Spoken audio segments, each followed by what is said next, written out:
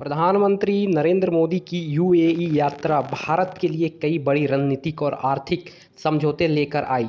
दोनों देशों ने रणनीतिक, रक्षा साझेदारी, पेट्रोलियम रिजर्व और एलपीजी सप्लाई को लेकर अहम समझौते किए।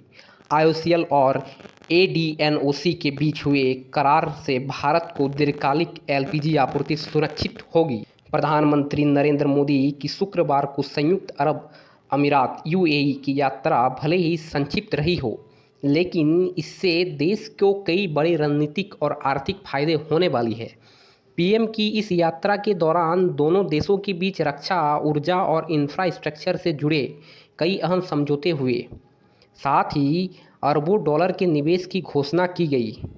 दरअसल प्रधानमंत्री मोदी का अबू धाबी दौरा ऐसे समय में हुआ जब मिडिल ईस्ट में जारी संघर्ष और वैश्विक ऊर्जा बाजारों में अनिश्चितता बनी हुई है।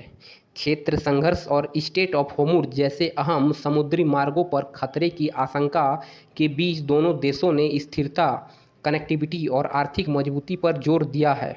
पीएम मोदी की अरब में करीब 2.5 यानी 2.5 घंटे की इस यात्रा में भारत और यूएई के बीच स्ट्रेटेजिक डिफेंस पार्टनरशिप में फ्रेमवर्क का समझौता हुआ। ये केवल सैन्य अभ्यास तक सीमित नहीं है, बल्कि एडवांस रक्षा तकनीकों से संयुक्त विकास और निर्माण, खुफिया जानकारी साझा करने और आतंकवाद रोधी सहयोग को भी मजबूत करना होगा। ऊर्जा क्षेत्र में दोनों देशों ने स्ट्रेटेजिक पेट्रोलियम रिजर्व पर एक समझौते ज्ञापन पर हस्ताक्षर किए। इसका उद्देश्य वैश्विक कच्चे तेल बाजार में अस्थिरता और क्षेत्रीय तनाव के कारण आपूर्ति बाधित होने की स्थिति में भारत की ऊर्जा सुरक्षा को मजबूत करना है।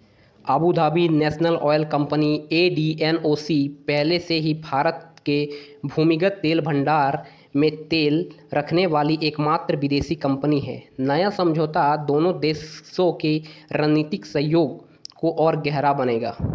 इससे भारत को विश्वसनीय ऊर्जा आपूर्ति मिलेगी और यूएई को अपने बढ़ते कच्चे तेल उत्पादन के लिए स्थायी बाजार मिलेगा।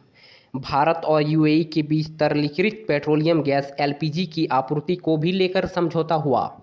इसका मकसद भारत को स्थिर और दीर्घकालीन ऊर्जा आपूर्ति सुनिश्चित करना है, ताकि वैश्विक कीमतों में उतार चढ़ाव का असर घरेलू उपभोक्ताओं पर कम पड़े।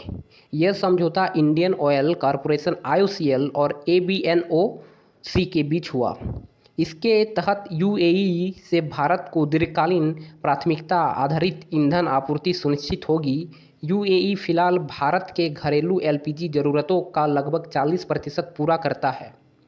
दोनों देशों के बीच गुजरात के वाडिनार में शिप रिपेयर क्लस्टर स्थापित करने के लिए भी एमओयू हुआ। इससे भारत की समुद्री अवसंरचना मजबूत होगी और देश क्षेत्रीय स्तर पर जहाज़ों की मरम्मत और रखरखाव का बड़ा केंद्र बन सकेगा। यूएई ने भारत के 5 अरब डॉलर निवेश करने की घोषणा कर दी। यह निवेश भारतीय इंफ्रास्ट्रक्चर परियोजनाओं, आरबीएल बैंक की क्रेडिट क्षमता बढ़ाने और हाउसिंग फाइनेंस कंपनी सम्मान कैपिटल के तरलता बढ़ाने के लिए किया जाए। अधिकारियों के मुताबिक यह समझौते दिखते हैं कि भारत यूएई संबंध अब पारंपरिक व्यापार और ऊर्जा सहयोग से आगे बढ़कर रक्षा, लॉजिस्टिक, इंफ्रास्ट्रक्चर और वित्तीय क्षेत्रों तक पहुंच चुका है। हाल के वर्षों में भारत और यूएई बड़े आर्थिक समझौते बनकर उभरे हैं। व्यापक आर्थिक साझेदारी समझौते सीईपीए के बाद दोनों देशों के बीच व्यापार 100 अरब डॉलर से पार पहुंच चुका है। अब दोनों देश आने वाले वर्षों में इसे 200 अरब डॉलर तक ले जाने का लक्ष्य रखा है। तो यह थी आज की अपडेट। ऐसे अपडेट के लिए बने रहे हमारे DGI टीवी पर, और चैनल पर नए हैं तो चैनल को लाइक, शेयर एंड सब्सक्राइब